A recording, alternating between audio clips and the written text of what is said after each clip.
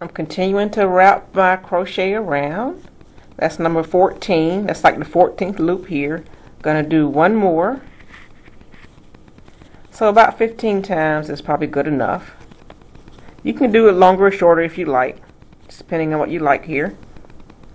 And now I'm going to make this a little longer. This is just, even though I've done 15 loops across here, now I'm going to go back and forth across the top here till it's long enough to wrap around both ends of the leash. So I'm going to turn around.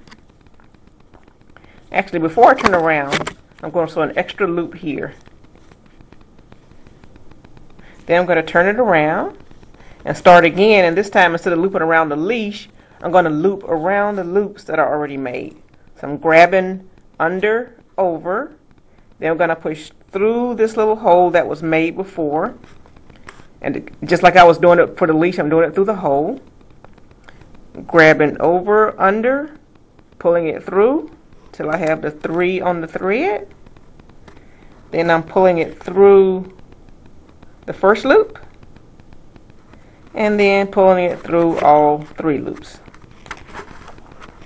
And like I said, if you haven't crocheted before at all, this may or may not help you, but if you have just some rudimentary crocheting skills, this can be like a review. And you don't have to crochet the same way I'm doing it. This is just what works for me. Whatever works for you. You don't have to do crochet like I said. You can use canvas or some other sturdy cloth. You could probably even knit. And this is going to be my second row.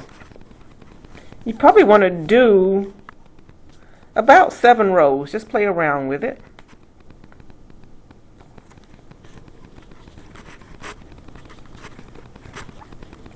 And note that I didn't take my crochet off the roll. Here's the roll here.